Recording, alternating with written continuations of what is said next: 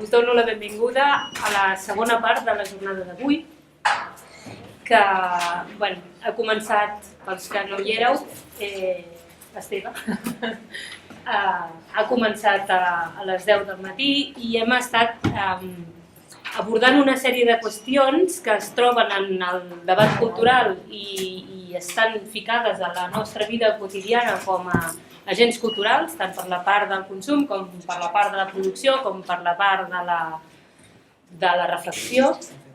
I... Sí, ja està obert. No miri que estigui connectat amb PC, que no sigui vídeo. No, ara l'ha transferat. Torna a apretar. No. És més usuari que jo d'aquí. Ara sí. Ara funciona. Ara mirem a veure què surt. Que sí que hauríem de fer. Ja està. Ja està, vale? Doncs aquest matí hem abordat unes qüestions que potser estaven molt lluny,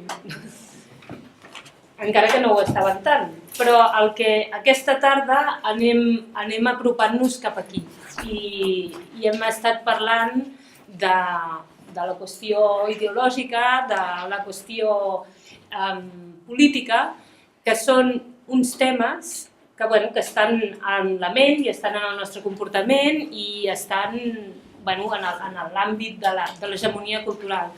I aquesta tarda ens centrarem una miqueta en l'acció i volem parlar sobre qüestions que potser tots els que estem aquí hem tingut una mena de relació directa o indirecta o ens hem sentit atrets en algun moment donat per el que és la cultura lliure. Aquest matí ja n'hem començat a parlar, però ara aquesta tarda sí que també volem fer una petita reflexió així com al matí, molt elevada i tal, però també volem parlar de l'acció, de com des de l'acció artística o des de l'acció cultural doncs també podem fer política o també podem posar en evidència les qüestions del dematí. Del dematí hi havia alguna gent una mica preocupada, és normal, per veure amb aquest panorama què fem, què podem fer. I ara aquesta tarda volem anar una miqueta en aquest plano, arribar aquí. Començarem per Bilbao i acabarem a la Bisbal, a Torroella i a Camallera. O sigui que anem apropant-nos. Hem començat a Hollywood i a Silicon Valley i acabarem a Torroella de Montgrí, que al final és on arribem cada dia. I per començar, també, com ha dit en Josep Lluís aquest matí, jo no sóc el David García Arístegui, es veu, si veieu les seves fotos a internet veureu que no sóc ell, i és perquè aquest matí ens ha enviat un correu electrònic dient-nos que estava a 39 de febre i que ho sentia molt però que no podia assistir. De manera que jo, que només havia de fer una moderació entre dues persones que tenen moltes coses per explicar-vos, doncs, el tenim aquí en efígie, el David, tindrem aquí, i jo el que faré, perquè el que ens interessava era que vingués aquí, vull dir, tota la jornada també l'hem pensat molt, quan hem pensat amb els ponents, hem pensat en coses que han escrit o en coses que han fet els ponents. Quan vam pensar amb en Marzo, vam pensar en aquell documental meravellós que es diu El Magba, la dreta, l'esquerra i els rics, i volíem que sortís a veure alguna cosa d'allò. Quan vam pensar en San Pedro, vam pensar en el Cuarto Poder en Dret i pensàvem que també hi havia una cosa a dir. Quan vam pensar en l'Illescas, vam pensar en la dictadura del videoclip i per això el volíem portar aquí. I quan vam pensar en el David García Arístegui, vam pensar en por qué Marx no habló de copyright. Com que no és aquí, jo us explicaré una miqueta qui és i us llegiré coses que ell pensa i coses que ell diu. De fet, us llegiré dos fragments de coses que ell ha escrit amb entrevistes, però després us llegiré el correu electrònic que ens va enviar quan el convidàvem i quan plantejàvem la taula, perquè David es dedica a l'acció sindical directament i el Maua és artista. Però és un artista que també està vinculat a una institució que és la Facultat de Belles Arts de la Universitat del País Basc. I a l'hora de plantejar la taula, jo els deia la part del David que sigui de reflexió i la part del Maua que sigui l'exemple de coses que s'han fet per plantejar el tema de la cultura lliure. La tesi principal d'aquesta taula és preguntar-nos què és la cultura lliure i preguntar-nos si realment és lliure, si és una alternativa i si ho és, a què? I quan, clar, jo soc una persona neòfita total en el món de la cultura lliure i en el copyleft i tal, però soc copyleft friendly, tinc una predisposició positiva i sempre havia tingut deixaves el programito aquell per fer música i estaves un parell de setmanes i molt bé, i després t'anaves als concerts allà a la Riereta. Però ell, quan jo li plantejo, li explico que jo tinc una sospita, a mi em xerria i no sé per què, perquè no en tinc ni idea. I llavors ell em contesta. De manera que és el que us vull llegir perquè és tal qual, i ho diu molt clar. Llavors, jo primer us diré que el David García Aristegui, que no pot ser aquí, ell és bioquímic de formació, però tota la vida ha treballat d'informàtic. Tant a consultories informàtiques com en el mateix CSIC i en altres centres d'investigació. És soci de l'ESGAE, que això és fonamental, perquè ell està relacionat amb la música, ell és músic, y fundador, como es presenta él, soy socio de la SGAE, fundador de Ciencia para el Pueblo, entre muchos otros proyectos ahora desaparecidos. Estoy obsesionado con el sindicalismo en las industrias culturales y el periodismo. Ayudé a Camila Monasterio a lanzar la cláusula Mantera. En la actualidad colaboro con el programa de radio del 15M Barrio Canino y medios que pagan las colaboraciones como La Marea, aunque si el tema me interesa también escribo gratis. He colaborado en la creación de la Unión Estatal de Sindicatos de Músicos, Intérpretes y Compositoras. Acaba de ser publicado por Consoni SGAE El Monopolio en Decadencia, junto a mi hermana Ainara Legardón. Si tienes mala suerte, puede que me encuentres dando alguna charla sobre derechos de autor, sindicalismo o bien pinchando punk en los pocos bares de rock que quedan en Malasaña. En persona soy mucho más simpático que en las redes sociales. Sí, és com es presenta ell, perquè ell és un activista, és una persona que té pocs amics. Perquè, clar, després que us llegeixi això, però llavors queda algun bando en el que estar? Perquè nosaltres en el cap el que tenim són els dos bàndols, tenim l'ESGAE i llavors tenim la cultura lliure. I després de llegir l'Aristegui, dius, doncs és això, és el mateix que el dematí. Hi ha un altre camí, però que no és el que tots ens pensàvem que era. Per començar, vaig directe a ell, que és l'important. A veure, las grandes corporaciones que suelen operar en paraísos fiscales consideran todos los productos culturales en una suerte de dominio público digital, siempre que esto responda a sus intereses comerciales. La cultura libre y la ideología californiana proveen el trasfondo filosófico y político de este espolio. Després, també, en una altra entrevista, diu: la cultura libre surge, al igual que el software libre, en los Estados Unidos.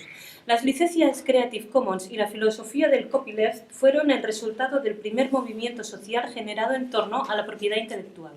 El software libre goza de buena salud, pero la cultura libre no. El tratar los productos culturales o las noticias como si fuera software ha resultado desastroso. Las diferencias entre código y libros, canciones y películas son cada vez más evidentes, pero se sigue insistiendo en que el uso de las Creative Commons por sí solas van a acabar con la precariedad y con los abusos de la industria. No necesitamos licencias, necesitamos sindicatos. Nos ponemos a ello. Això és una altra cosa que diu. I ara us llegiré el correu electrònic, que és que em sembla tan evident tot. Diu, yo considero la cultura libre una expresión más de los dogmas neoliberales, individualismo, meritocracia, los mercados se autorregulan, etc. Yo, más que en la investigación sociopolítica, me muevo en el sindicalismo, concretamente en el sindicato de músicos. Mis críticas a la cultura libre son siempre explícitas y frontales en mis libros Por qué marchan lo del copyright y SGAE, el monopolio en decadencia. Que la cultura libre no es una alternativa es una simple cuestión de números. ¿Cuántos libros publicados este año tienen licencia Creative Commons? Y discos, películas. Y lo que es peor, los poquísimos publicados, las entidades de gestión de Cedro a SGAE los tratan como si fueran obras con todos los derechos reservados. El problema de la cultura libre es doble. Parte del copyright, que es un modelo distinto al modelo europeo de derechos de autor, lo que genera enormes confusiones. Por el otro lado, parte del copyleft construido sobre el copyright y considerando que las creaciones artísticas en realidad son lo mismo que los programas de software, y no lo son, en absoluto, y por esto son solo utilizadas por artistas, no por profesionales. Y llavors fa una cita d'en Galler. Diu, aunque nadie podría explicarlo con claridad, se empezó a usar incorrectamente el término copyleft para identificar de forma difusa a una especie de movimiento que a veces, muy pocas, era anti-copyright, otras el de bajar gratis, otras el de luchar contra el canon digital y casi nunca la de generar obras culturales libres. En esos años, en España, el término copyleft perdió completamente el sentido original y lo peor, nunca nadie supo indicar cuál era el significado nuevo. Una especie de neolengua grassroots, aunque su origen creador e intenciones eran muy claros. Doncs jo no cal afegir res més, la seva tesi està claríssima, no? O sigui, ja quan una contracultura sorgeix d'una cultura hegemònica, també s'ha d'agafar amb pinces, sobretot quan potser no és esponsoritzada, però sí que és recolzada per alguns sectors de la indústria. Aquesta és la part del David. I el que hem decidit amb en Maua, que era que ell presentés un parell de projectes que potser donaven un contrapunt des de la part de l'acció, el que hem decidit és presentar més de 2 projectes. Però primer el presentaré i parlaré d'un projecte que a mi em va cridar molt l'atenció, que és una de les raons per la qual està aquí, i després ell parlarà una miqueta de tot el seu treball. En Maua és un Juan Pablo Ordúñez, para los amigos, és llicenciat en Belles Arts a la Facultat de Belles Arts de la Universitat del País Basc i té un màster en investigació i creació en art.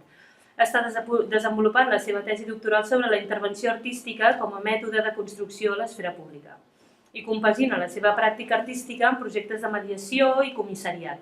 A més, és professor convidat al Màster d'Art Contemporani Performatiu i Tecnològic de la Universitat del País Basc. Com a artista ha exposat de manera individual a Barcelona, a Xina, al Bilbao, evidentment, a León, a Madrid, a Alemanya, a Barcelona, entre molts altres llocs. I a Girona també. I a Girona també, i a Vic. A Girona i a Vic. Hombre. Llavors, el Maua és aquí perquè ell és una persona que intenta crear espais de cultura lliure i per desenvolupar el que jo crec que és un discurs polític, no? És potser al revés. En David ell és músic i es preocupa per les qüestions que afecten els músics i en Maua es preocupa per les qüestions que afecten els artistes però des de la mateixa pràctica artística. Llavors, una cosa interessant també d'en Maua és que ell desenvolupa tot aquest treball a la universitat. I aquí està l'especial, no? Que ell forma part d'un grup que són l'equip la degana i el cap d'activitats de la Facultat de Belles Arts de la Universitat del País Basc que hi creuen i estan intentant crear un espai de cultura lliure però literal, no un espai de cultura lliure com a metàfora o com a instrument per res. Ells intenten crear un espai de cultura lliure i és una de les raons per les que està aquí. No? Llavors, una altra de les raons per les que està aquí és per un projecte que va desenvolupar a l'estació d'esquí d'Ordino, Arcalís, que es diu Fuera de Pista. Llavors, Fuera de Pista, Míriam Estrada, ¿quién es? ¿Es la comisaria? No.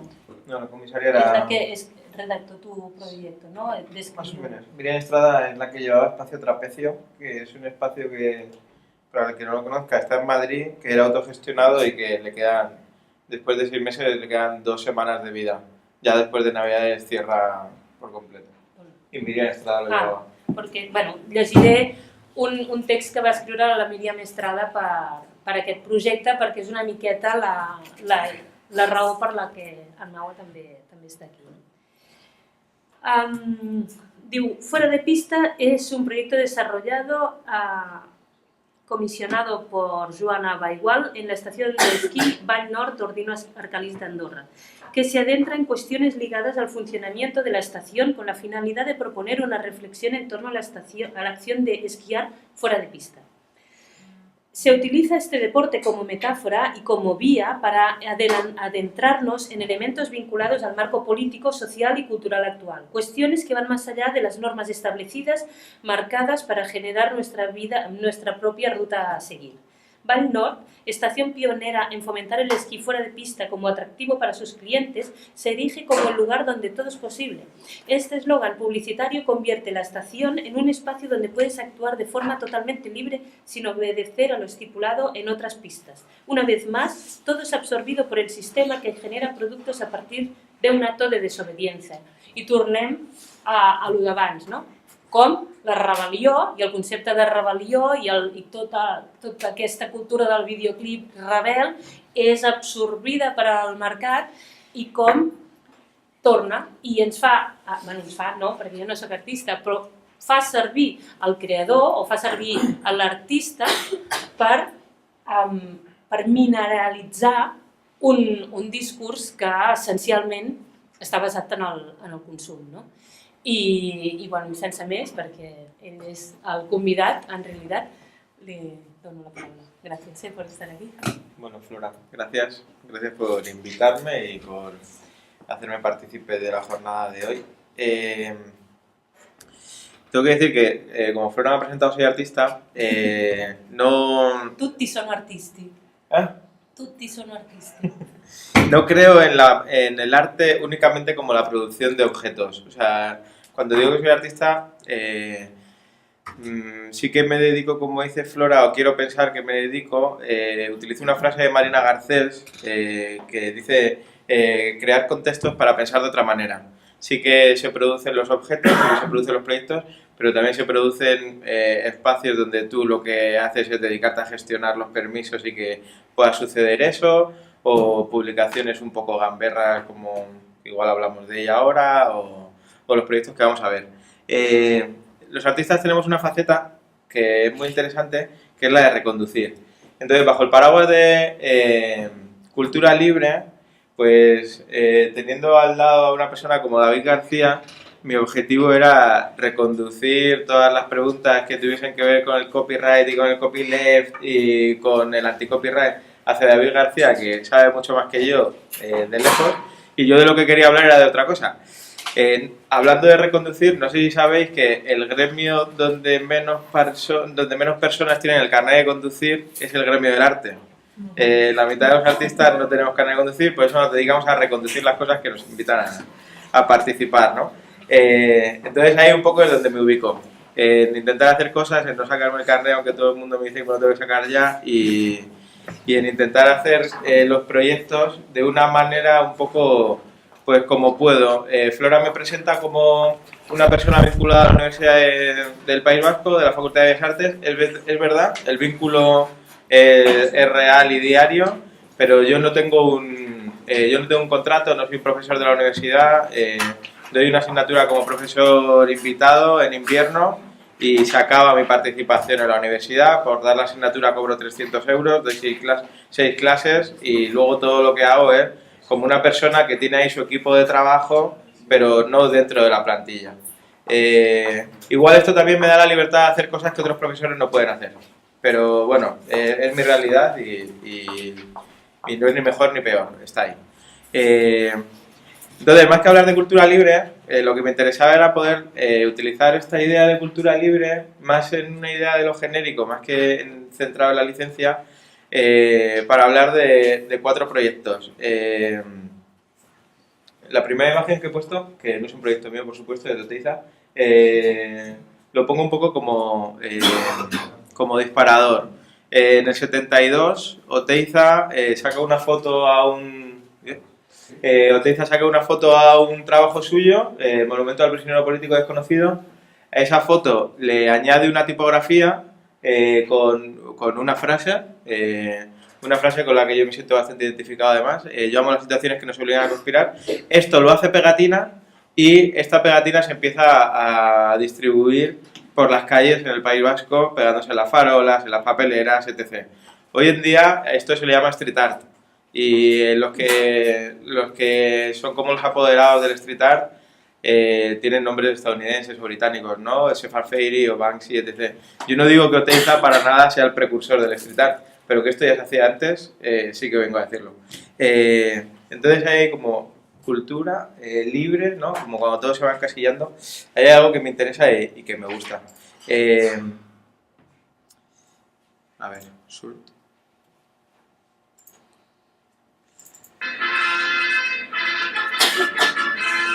Voy a poner un vídeo que me gusta mucho, espero que sea compartido.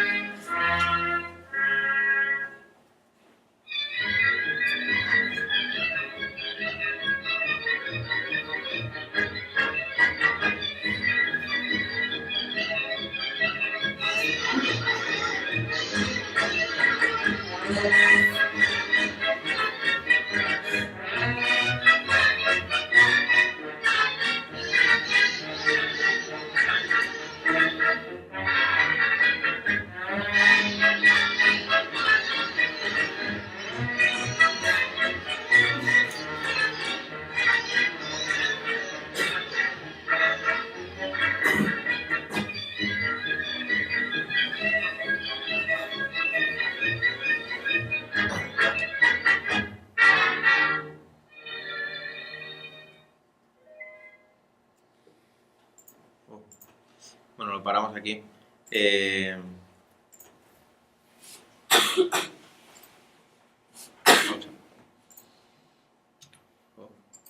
Bueno, una cosa que no he dicho, yo doy clase y hace poco una amiga me ha descubierto una cosa. Yo parezco como muy seguro de mí mismo, a veces soy un poco borde, hablo con rotundidad, pero me ha dicho, ¿sabes qué? En clase, cuando se nota que estás nervioso, porque estás nervioso, porque si no estás nervioso parece que no vale la pena, cuando más se nota que estás nervioso es cuando lees, porque ahí te trabas más, vocalizas peor aún, bueno... Entonces yo creo que el arte tiene que servir para, o sea, una de las funciones que tiene el arte es para hacer mejor a las personas. Entonces, si el arte me brinda la oportunidad de leer en público, creo que lo que tengo que hacer es, si se me da mal, pues leer cuanto más mejor, ¿no? Entonces voy a ir ayudándome para presentar estos 4 proyectos de algunos textos de amigos conocidos o gente que no conozco que me gustaría que fuesen mis amigos, ¿no? Entonces el primero relacionado con el vídeo Luces de Ciudad, City Lights. Fue una película realizada por Charlie Chaplin en 1931 en medio de la Gran Depresión. La crisis golpeaba a la población mientras otros seres podían continuar como si nada hubiera ocurrido. Incluso podían eternizar su presencia proponiendo la confraternización con el pueblo en forma de inauguraciones de monumentos o de cualquier otra memez. Paz y prosperidad. Esas son las palabras vapuleadas que sin ganas, sabiendo que están siendo utilizadas, viendo cómo, por culpa de los que las poseen, sus significados deseados pierden su antigua luminosidad, su obligada carga de esperanza y futuro. Y son las palabras, digo, que dan nombre al monumento que se va a inaugurar. Palabras desnudas en la plaza pública para la silenciosa vergüenza de todos. Cuando después de varias risas imposibles de evitar logran descubrir el monumento, en él, en la ostentosa figura central, acogido en su regazo, aparece un vagabundo, un sin techo, que sin quererlo destroza ese instante. No solo el buen discurrir de ese estúpido acto, sino también la gran mentira esencial que ese acto propone, a saber, el intento inútil de tapar una realidad que siempre termina escapándose por entre las rendijas de la burda y vieja manipulación. Charlotte, humilde, intenta salir de esa escena central y sin dejar de hacernos reír, termina literalmente enganchado por el trasero de la espada que blande el cielo, otra de las solemnes figuras. La imagen se torna ridícula como significativa. Este sujeto, inmovilizado por el foco de una ciudad que simplemente lo desprecia, una aparente ciudad que se siente estorbada por él. Bueno, qué decir, si el vídeo habla solo, yo solo lo puedo usar, ¿no? para sumarme a que me gusta y que comparto casi todo lo que el vídeo nos muestra. Monumento, ciudad, cultura, libre, a mí me generan como bastantes dudas. Hablaré un pelín más adelante de esto y como siempre que tengo la oportunidad de hablar cerca de los sitios donde he trabajado, porque yo vivo en Bilbao, pero en Bilbao solo he hecho un proyecto. Suelo hacer proyectos allá donde hay algo que creo que merece la pena contar o que a mí me sirve para hablar de algo que quiero contar. Entonces, hace unos años realicé un proyecto en el pantano de Sau, cerca de Vic. Bueno, de sobra sabéis todos y todas dónde está Sau. Y entonces, como estoy cerca o me siento cerca, pues me suele gustar contarlo. Vemos el vídeo igual y luego hablo de ello. ¿Por qué enseño este proyecto? No solo porque esté cerca, sino por el siguiente disparador, ¿no? ¿Es la memoria cultura libre? ¿La podemos entender como tal? No lo sé. Me gustaría que estuviese David Sí. para ver qué me dice. Pongo el vídeo y... Hola vídeo.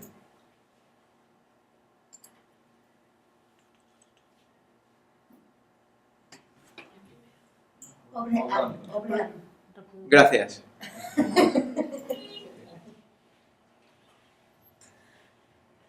Y... ¿Cómo se hace esto pantalla completa? ¿Tú lo sabes? Esto. No, arriba. Bueno, da igual, lo vemos así. El quinto botón. El quinto botón. En la pausa, pues el cuarto botón. Ese. He cometido un error porque siempre presento este vídeo fuera de Cataluña, entonces está en catalán pero subtitulado en castellano. Seguro que aquí no hacían falta los subtítulos, pero me acabo de dar cuenta.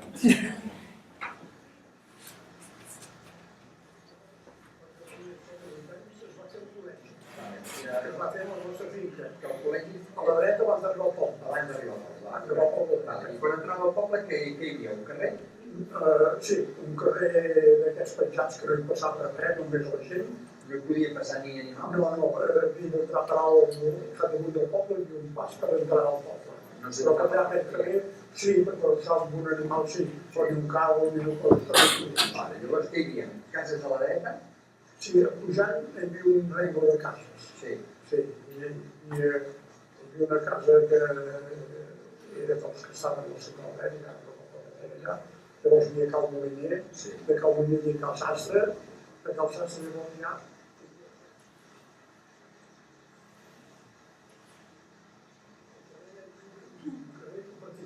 Ah, sí? hi ha un pla senyal compartida. I podies pujar en un? Pel carrer què? Sí, sí, veu. Per alt entraven els vehicles, però al carrer hi havia d'anar a veu. Era un passadís aquí? Sí. Hi havia un passadís. Passadís, que en aquest passadís hi havia la casa del delicte.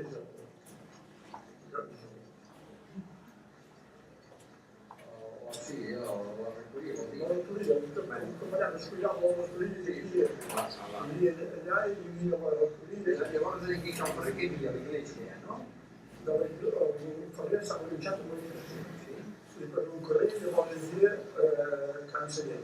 I llavors hi havia un altre cruce i llavors ens tenia una manenxa. Però ara estem aquí a l'església.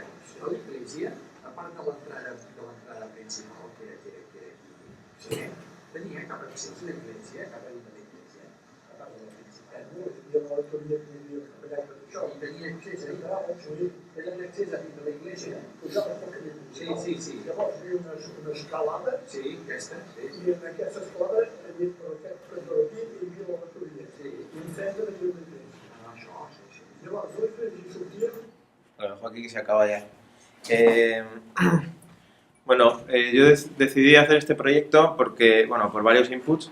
El primero con el que quería trabajar era, siempre parece que la idea del archivo, el archivo me refiero a los planos, los documentos, los sellos y la burocracia, están por encima como elemento de valor a la hora de recordar o de recuperar parte de un conocimiento anterior. Y la idea era poner al mismo nivel la memoria, la vida vivida, el barro, el pasar frío, ponerlo al mismo nivel que el archivo, aunque sirva para cosas diferentes. El proyecto se centraba en recorrer, en hacer otro recorrido diferente por el pueblo de San Romà de Sau, partiendo de la memoria. Esto nos da un elemento que es lo más importante, que es el error. Si alguien busca un plano topográfico de la ciudad, bueno, del pueblo, que sí que los hay, encontraríamos como una propuesta con metros y perfecta en escala, pero no estaría habitada. Sin embargo, con ese cuyons o con esa falta de memoria, con esos datos inexactos del recorrido que hacemos con la familia Font, que son los últimos en abandonar San Romà de Sau, pues igual perdemos algún dato concreto, pero sí se recupera la memoria y un pueblo que sí ha sido vivido, ¿no? Hablando de cultura libre, no puedo dejar de poner otro vídeo y contar qué cosas pasan cuando propones un proyecto como esto. Lo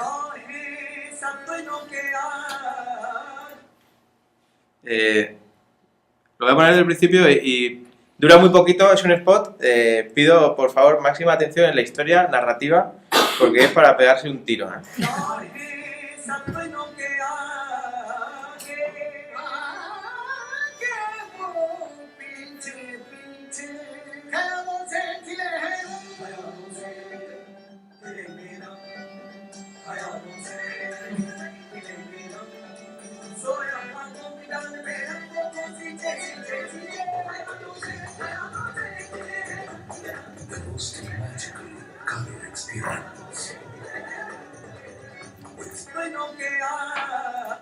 Vale, bueno, yo tengo un método de trabajo que es, quiero hacer un proyecto por algo en concreto, No tengo galería, por lo cual la manera en la que financio los proyectos es o con mi dinero o con becas o de alguna manera, pero siempre pienso el proyecto, lo desarrollo, lo planeo, busco el dinero y lo desarrollo. En este caso conseguí una beca que a mí me dieron el dinero en enero, pero yo lo que quería era que el pantano tuviese el menos agua posible, así que decidí, para que el campanario se viese lo máximo posible, así que decidimos hacer el vídeo en septiembre. Yo en febrero gestiono todos los permisos con el Club Náutico, que son los responsables de los permisos de navegación en el pantano de Sau. No había ningún problema. Soy un artista de Bilbao que no tiene mucho dinero pero tiene una beca, necesitaría alquilar un barco o una barca, estar una tarde grabando en esta zona. Sin problema, nos interesa mucho este tipo de proyectos, ok. Cuando se acerca la fecha de grabar, pues vuelves a llamar. Porque esto es importante, no presentarte allí y decir, ¿te acuerdas? El chico de Bilbao que tenía un proyecto, que si la memoria, tal. Y te dicen, sí. Entonces te empiezan a hablar con otro idioma, que es el de equipo de rodaje, catering, embarcación, y tú le dices, equipo de rodaje, somos mi amigo Odey y yo, con 2 cámaras y una zoom. Catering, no te preocupes, que ya llevamos los bocadillos. Y embarcación, como si no tiene motor, como si es a remo, no te preocupes. Y me dice, mira chico, yo te voy a decir lo que ha pasado. Desde que nos llamaste hasta ahora, ha venido Sony, y entonces las Sony Bravias, que en Europa ya se nos quedan viejas porque no nos dan todos los colores que queremos para el Juego de Tronos, las venden en la India.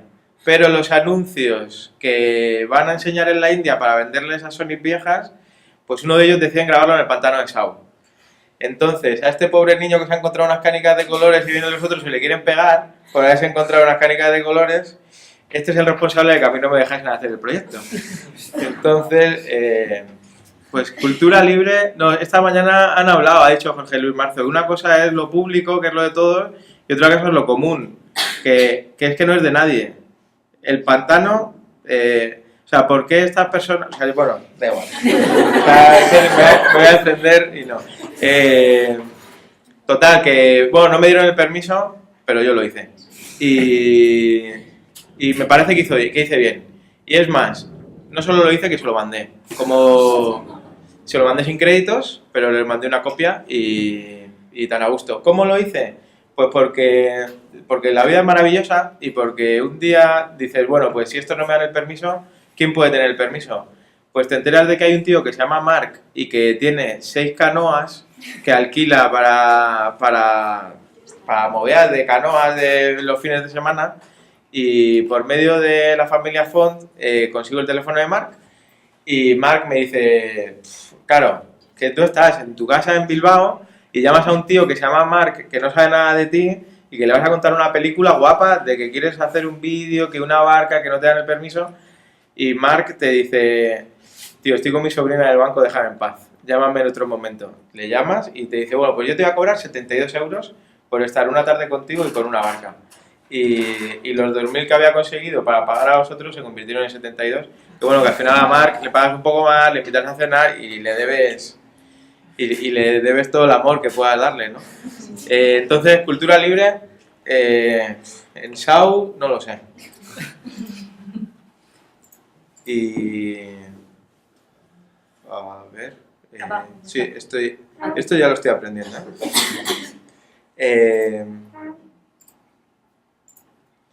y ahora vamos a hablar del proyecto que le gusta a Flora. Voy a leer un texto, porque en público sabéis que me pongo nervioso. Dice, cada época histórica propone un modelo de representación del mundo, tanto social como político o cultural.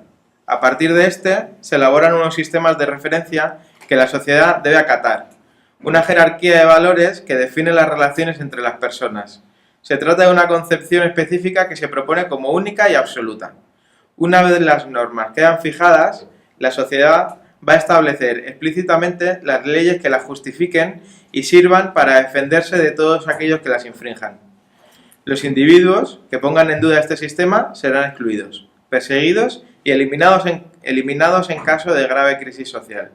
Aquellos que rechazan este proceso de homogeneización y la conformidad de las leyes quedan marginados geográfica, cultural, lingüísticamente, quedan devaluados en la escala oficial de valores, se convierten en monstruos. Estos seres encarnan lo abyecto de la sociedad. Sobre ellos, los poderes públicos se encargarán de crear una imagen altamente negativa que la colectividad interiorizará hasta el punto de llegar a parecer normal y necesaria su expulsión.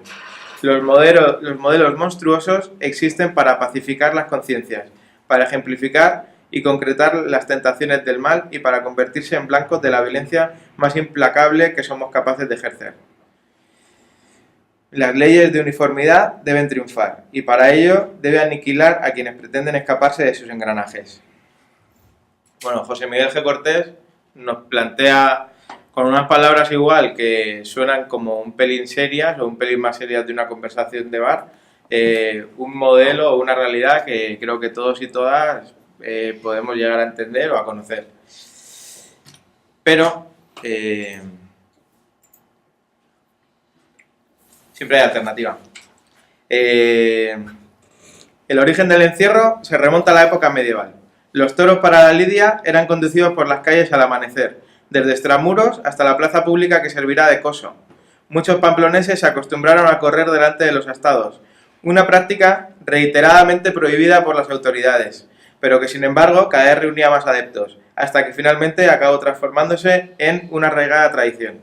Hoy el encierro es el acto central de los Sanfermines, que se celebra del 7 al 14 de julio a las 8 de la mañana. Dejé de usar este ejemplo porque en una charla alguien me dijo, tío, yo soy vegano y todo lo que tiene que ver con los Sanfermines no me mola. Y tiene razón. Pero claro, ahora lo he traído porque, bueno, por el caso de estos desgraciados de la manada, pues me parecía guay recordar el tema de los Sanfermines de esta otra manera. Entonces, bueno, equilibramos un poco la balanza. Esta foto, esto está en la calle. No es un monumento, no es una placa, es una placa informativa. Pero hay una parte que es importante que dice, una práctica reiteradamente prohibida por las autoridades. Bueno, pues hay cosas que te dicen que no puedes hacer y que te van a castigar si las haces. Pero existen necesidades o creencias o una suerte de querer hacer las cosas que cuando tú demuestras, o un grupo de acciones a lo largo de los años, o un grupo de personas demostrando que hay cosas que hay que hacerlas, pues pueden convertirse, en el caso de Pamplona, en uno de los eventos. Bueno, el PIB de Pamplona, si hablamos de Sanfermines, es increíble si le quitan los Sanfermines, ¿no? Entonces, eso hablando de economía, tradición, lo que sea. Entonces, en base a todo esto, realicé el proyecto Fuera de Pista. Fuera de pista, yo lo que quería hablar era de cómo funciona un sistema. Claro, a ver la chuleta, aquí. ¿Se puede ser libre dentro del sistema? ¿Cultura libre dentro del sistema? Yo no lo sé. Lo que sí sé es que a través de una estación de esquí yo podía construir un paralelismo conceptual con otros sistemas, como puede ser el económico, el educativo, el de sanidad, ¿no? Hablar de cómo funciona un sistema, para hablar de otros sistemas. Tú puedes ir a la seguridad social o puedes tener un seguro privado, o puedes ir a un cole público o puedes ir a un cole privado, o puedes hacer todo lo que te ofrece el sistema, como el cole público o la seguridad social, pero luego puedes cobrar en negro, ¿no? Aquí el tema tiene que ver con cada sujeto. Entonces la estación de esquí me servía muy bien para hablar de esto, porque tú llegas a la estación de esquí, lo primero que haces es aparcar en el parking de la estación de esquí, te sacas el forfait, por lo cual quieres participar del sistema, pagas como tus impuestos del sistema. Y el proyecto se centró en estar una semana entera analizando con los pisters, con la gente de avalancha, con la gente de mantenimiento, con la gente de seguridad, con la gente de asistencia. Yo estuve una semana con ellos, trabajando con ellos, grabándolos, entrevistándolos y haciendo la vida que hacen ellos, desde por la mañana, que tiran la dinamita para provocar las avalanchas, hasta que cierran y los últimos pisters que suben y se hacen la última bajada echando a todo el mundo. Tú cuando llegas a la estación de esquí puedes hacer esquí dentro de las pistas, que es lo que te cubre el seguro, lo que está asegurado de nieve, que no vas a tener accidente a menos que te caigas, etc. o puedes formar parte del sistema hasta que te interesa, que es coger el remonte, llegar hasta arriba y bajar por el otro lado del valle con nieve virgen, asumiendo el riesgo de que si te pasa algo, eres tú el responsable. Si estás en una estación de esquí, ni federado te cubre. Antes, esto ya no, si te veían haciendo fuera pista, te quitaban el forfait. A ti te veían bajar por el valle, por la pista de fuera, y llegabas abajo y te decían, chato, ven aquí, esta entrada que has pagado, fuera, ya no puedes coger más remontes. Entonces, ¿por qué alguien que tiene todo el sistema a su favor, la seguridad, los pisters, el riesgo de avalancha, cuando se lo ofrecen todo, ¿por qué decide ponerse en riesgo y jugarse la vida por tirarse por un sitio que no tiene esa seguridad y que además va a estar penado y va a estar perseguido, etc.? Bueno, pues ¿por qué? Pues porque sí, porque lo quiere hacer. Entonces él sabrá por qué lo hace. ¿Qué es lo que pasa? Y aquí, esto sí que es cultura libre, lo que yo entiendo por cultura libre. Igual que el graffiti, igual que el punk, igual que el fuera pista. Que Andorra es el sitio donde todo es posible, es uno de los sitios donde todo es posible. Y en Ordino Alcalís es la primera estación, o la más cercana que había en Europa, que reserva un valle entero para esos clientes que lo que quieren es hacer fuera pista. Entonces lo que hace es asumir un mercado que no estaba asumido. La gente iba a todas las estaciones a hacer eso y ellos lo que hacen es fagocitarlo y ofrecerlo. Tú tienes 2 remontes que te suben a un valle y que tiene una pista de bajada por si tienes problemas, por si quieres hacer fuera pista y resulta que hay más nieve y que no sabes tanto y que con 2 metros de nieve virgen no te apañas, pues sí hay una pista para que bajes seguro, y el resto del valle es para todos esos posibles clientes que hacen eso de una manera perseguida en otro sitio, pues que ahí lo puedan hacer de una manera legal y pagando y tranquilamente. Es el Marilyn Manson de, Sí, de bueno, las estaciones. es la maravilla de... entonces, hablando, bueno, cada proyecto que hago, a veces tienen vídeos, a veces tienen fotos, a veces tienen publicaciones, es un poco jaleo, como esto que me está pasando, que no sé hacia dónde tengo que tirar. Pero... ¿La última? Vale, no. Sí, no. Vale. Ahora, bueno, ya voy a salir, ya que he salido voy a salir. Hablando de esta mañana que han hablado del videoclip y del public reportaje, pues una de las piezas que me parecía como que podía estar bien enseñarla es esta, que sí que tiene como carácter de public reportaje para hablar un poco de cómo funcionaba la estación. No tiene mucho audio, es solo... Ah, bueno, y como no tiene mucho audio os lo cuento. Estos son como la peripecia que tiene que hacer el artista para convencer a alguien de que le financie un proyecto como este. Entonces yo de lo que quería hablar era de, pues hablar de un sistema, o sea, analizar cómo funciona un sistema para hablar de otro, pero de los que lo que tuve que convencer es que yo estaba hablando de land art y de que esa gente que hace fuera pista hace unos dibujos en la nieve que son como automáticos y que esto tenía que ver mucho con el arte y por ahí coló y conseguí que la estación se volcase. Tengo que decir que la estación me trató como un rey, ¿eh? O sea, fue increíble y nos pusieron todo, o sea, desde que llegabas hasta que te ibas, todos los medios que podían, todo el tiempo que yo necesitaba que nos dedicasen, fue una maravilla, ¿eh?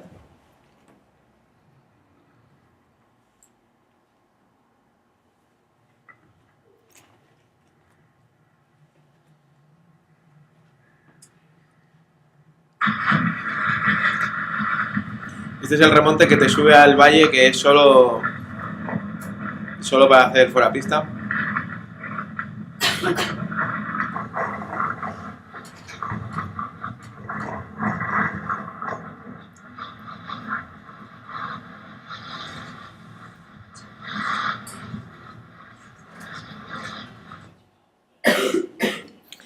Los freeriders son los que hacen fuera pista. Bueno, sí, los que hagáis snow ski ya sabéis. Y en Ordino son una parte esencial de las decisiones que tienen que tomar. Como tienen que adelantarse a que estos lleguen, porque estos siempre quieren, como los grafiteros, siempre quieren pintar en el mejor sitio, pues se quieren tirar los primeros, antes de que hayan quitado la nieve encima, bueno.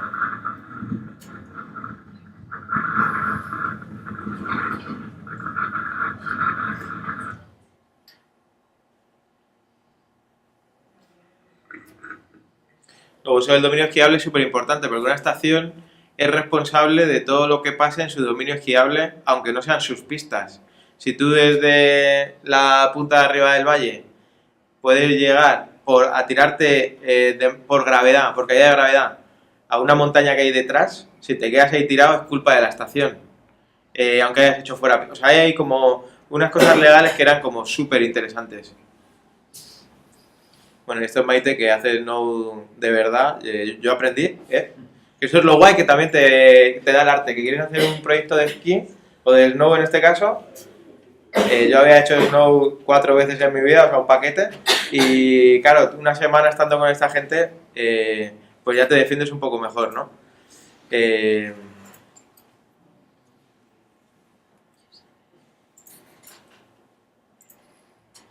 Vale, y voy a hablar de 2 proyectos más. ¿Cómo vamos de tiempo? Vale, voy a hablar de 2 proyectos más de una manera rápida. Vinculando con el proyecto con el vídeo de Chaplin, pues hablando de estos monumentos y de esta idea de... O sea, a mí el tema cultura y libre junto me genera como cierta tensión. Oximorón, ¿no? Silencio atronador, ¿no? Esas palabras que juntas intentan buscar un nuevo significado, a mí me generan como, me ponen nervioso o me ponen en alerta. Lo mismo me pasa con los monumentos. Un monumento, el básico, porque lo voy a pasar muy rápido, siempre está dedicado a un hombre, mayoritariamente, vencedor, que tiene que ver con una guerra de la cual ha salido victorioso o con algún acontecimiento bélico importante. Los lugares que se eligen para conmemorar esos acontecimientos bélicos importantes nunca tienen que ver geográficamente con el acontecimiento bélico importante. Trafalgar Square, Londres, más o menos todos conocemos. El comandante Nelson, ahí arriba, encima de esa estatua, o sea, encima de esa columna, está ahí por derrotar en Cádiz a los barcos españoles y franceses. Y nada, o sea, geográficamente el punto en el que se ha elegido para conmemorar eso, nada tiene que ver con el punto de geografía donde pasó el acontecimiento. Los monumentos suelen ser únicos, no múltiples, suelen ser impositivos, nunca están a una escala de tú a tú, suelen ser de materiales con los que no tenemos relación todos los días. Yo todos los días no toco bronce, no toco mármol, cemento puede ser, o esos materiales, ¿no? de primera línea. Entonces decidí hablando de esas cuestiones, decidí hacer este proyecto que resumidamente está dedicado es un proyecto que se llama Monumento a los Campesinos Ensinados. Parto de un dibujo que hace Durero, Alberto Durero, que es este. Durero lo cuela en un libro de una manera como bastante astuta, pero se quedó ahí el dibujo y el proyecto ha sido recuperarlo y recorrer, bueno, la batalla de los campesinos, resumidamente la siguiente, en Alemania, Austria y Suiza, 1523, la situación es como económicamente y también religiosamente es compleja. Entonces el último estadio de la pirámide son los campesinos. Si hay que subir, si necesitamos algo más de dinero para construir un palacio, un castillo o una guerra, se le sube los impuestos. Si hay algún jaleo, se hacen detenciones arbitrarias, son cosas que sonarán. Son detenciones arbitrarias. Si te quejas, sobre todo los primeros campesinos que se revolucionaron, las primeras escaramuzas, al marido lo ejecutan y lo cuelgan de un árbol, y a la familia la echan del país por los caminos, andando por las carreteras. Bueno, hoy hasta hace poco hemos visto como mucha gente andando por los caminos, ¿no? Hacia el centro de Europa también, porque esto es Alemania, Austria y Suiza. Total, el resumen rápido es... desarrollan un documento, que son el documento de los 12 puntos de la Revolución de los Campesinos, lo entregan en el Tribunal de Stockach. El Tribunal de Stockach les dice: campesinos, seguir como estáis, no es demasiado follón. Entonces entra la teoría Primero Lutero, que por cierto este año es 500 años de la Contrarreforma de Lutero, y Playmobil ha sacado un Playmobil de Lutero, que en Alemania vale 2,73 € y en España vale 7,50. Entonces, Lutero anima rápido, pero se da cuenta del poder que tiene esto y se echa atrás. Y entonces Thomas Müntzer es el que coge el testigo y el que la teoría fue la que de verdad aguantó esta batalla, porque los campesinos sufrieron muchas traiciones, porque tenían un nivel de incultura muy grande. Entonces, bueno, durante 2 años que duró la guerra de los campesinos, ejecutaron a 130.000, y la guerra acabó cuando capturaron a la teoría, cuando capturaron la cabeza teórica que era Thomas Müntzer, lo ejecutan, y esta batalla de los campesinos sin esa fuerza del conocimiento de la cultura no se aguantó y se deshizo. El proyecto ha consistido en hablar de esto del monumento que hemos hablado antes, entonces recorrer desde donde se originó la primera batalla hasta el monte donde capturaron a Thomas Müntzer, pegando 4.000 carteles y pegatinas con el dibujo de Durero. Porque yo el papel sí que lo toco todos los días, me parece un material muy bonito para conmemorar. O sea, yo soy de la idea de que una foto de carné en la cartera de una abuela es más sincera a la hora de conmemorar a alguien que quieres, más que un trozo de bronce en una calle de un tío que no sabes quién es, aunque fuese muy importante. Entonces, va un poco por ahí. ¿Os suena el Omnia Sunt Comunia? Es un lema que hoy en día es vigente. Zapata, cuando en Ahora Madrid, cuando fue a prometer el cargo, lo prometió bajo este lema. Dijo, sí, prometo Omnia Sunt Comunia. Omnia Sunt Comunia significa todas las cosas son comunes, que no son de nadie. Y este lema surgió de esta batalla. O sea, es una batalla como ciertamente tapada en Europa o como olvidada, pero que realmente ha sido importante para el devenir. Bueno, algunas fotos del proyecto. Ahora, si alguien tiene dudas, o sea, lo cuento un poco, cuento todo, y si alguien quiere comentar algo, lo hablamos y debatimos. Bueno, esto es la gente con la que me ayudé para hacer el proyecto, porque claro, recórrete todos estos kilómetros desde Austria y Suiza, subiendo a Alemania hasta encima de Weimar, sin carnet de conducir.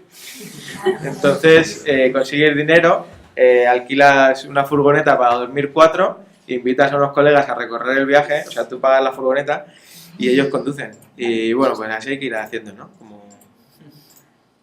Y el último proyecto del que voy a hablar, y ya con esto acabo, bien de tiempo, ¿no? Es el último proyecto que he hecho, que puedo decir que está terminado, aunque siempre quedan retazos.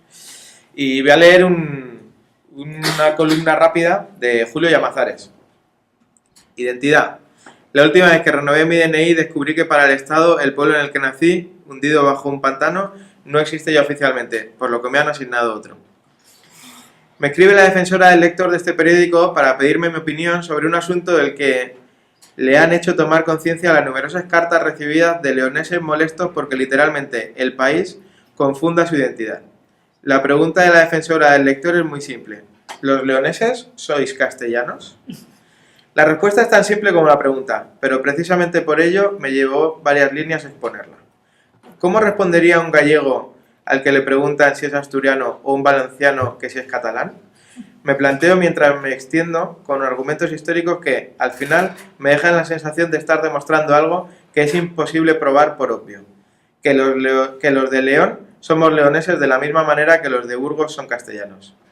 ¿De dónde viene entonces que, en el caso de León, me pregunto al mismo tiempo mientras contesto a la defensora, la demostración de la identidad corra de parte de los afectados y no ocurra así en ningún otro supuesto? La respuesta también es muy sencilla y tiene que ver con la incultura que en materia de geografía e historia asola a los españoles. Nadie recuerda ya que hasta hace solo 3 décadas León era una región como Andalucía y muy poca gente sabe que León y Castilla la Vieja fueron unidas en una única autonomía por decisión de los partidos políticos, no por la voluntad de sus habitantes, a los que nadie les preguntó su opinión. Pero también con la propaganda política que, quiérase o no, por más que sea muy burda, basta mirar los libros de textos teledirigidos por cada gobierno autónomo, acabó calando en la población hasta el extremo de repetir invenciones como que Castilla y León es una unidad, no hay más que ver la I que lleva en medio, o que el País Vasco existía ya antes de España. Malos tiempos son estos en los que hay que demostrar lo evidente, decía Durament, afirmación que Ortega y Gasset atribuyó también a los suyos cuando escribió que el esfuerzo inútil conduce a la melancolía. Es lo que me pasa a mí después de años de verme en la obligación de tener que demostrar mi identidad, sea lo que sea esta, que diría Milás. Y no solo respecto a mi condición leonesa. La última vez que renové mi DNI, descubrí también que para el estado del pueblo en el que nací, hundido bajo un pantano, no existe ya oficialmente, por lo que me han asignado otro. Por la misma razón propuse que me cambiaran también de padres, puesto que los míos también desaparecieron. Pero la funcionaria se molestó conmigo. Bueno, como dice el proyecto de SAU, el que habéis visto del pantano, se ha estado trabajando durante unos años en una fundación en un pueblito que se llama la Fundación Cerezales, que está en León. Se ha estado trabajando en un proyecto que tenía que ver con las políticas y los paisajes del agua. Entonces me piden como una continuación vinculada al proyecto de SAU porque les interesaba. Yo en la investigación descubro este acontecimiento y es tan sencillo como que la gente que vivía en pueblos que están anegados en pantanos y que esos pueblos han dejado de ser útiles tanto en un uso cotidiano como en la administración, pues a la hora de renovar el DNI al paso de los años les quitaban del nacido en el nombre de su pueblo y les ponían otro. Llamazares, aquí no lo termina de contar, pero Llamazares cuando habla con la funcionaria le dice, oye, pues que mis padres también se han muerto, tampoco están igual que mi pueblo, ponme otros. Pero por favor, estos que me vayas a poner, que sí sean del pueblo del que dices que soy. Así voy a tener algo que ver con ese pueblo. Sencillamente el proyecto que he desarrollado, bueno, aquí la pregunta sería, tendría que ver con la resistencia en el espacio cotidiano, en la cotidianidad, si esa resistencia es cultura libre. Pues yo creo que es lo más cercano a lo que puedo entender por cultura libre. El proyecto que he desarrollado es el siguiente. Punto 1. En el momento de renovar tu DNI, indica el error y solicita su solución. Si la respuesta por parte de la administración es negativa, deberás abandonar la comisaría sin tu DNI. Punto 2. Consigue una partida de nacimiento y acude con ella demostrando que naciste en un pueblo concreto, aunque ese pueblo ya no sea válido administrativamente. La respuesta por parte de la administración será similar, negativa. Punto 3. Has abandonado tu DNI en la comisaría, en el punto 1. Punto 3. Escribe una carta a la subdelegación de gobierno adjuntando tu partida de nacimiento y explicando que tu lugar de nacimiento ha sido uno en concreto, a pesar de que hoy no se encuentra en las mismas condiciones. Alega que estás sin DNI por culpa de un error y que no te haces responsable. Pasadas varias semanas recibirás una llamada para recoger tu DNI con la memoria intacta. Bueno, el proyecto se ha centrado en lo siguiente, conseguir una receta con la cual esas personas a las cuales les habían obligado a borrar su memoria de una herramienta de Estado como puede ser el DNI, pues conseguir recuperarla. Y hemos desarrollado estas instrucciones y hemos probado que valen en León, entonces ahora ya tenemos algunos DNIs que vuelve a poner el pueblo donde nacieron varias personas y lo que estamos saltando es a ver si estas mismas instrucciones ya parece que para Huesca sí valen y ver pues si valen en otros pantanos con otras personas que les haya pasado lo mismo. Sí, ya. Molt bé.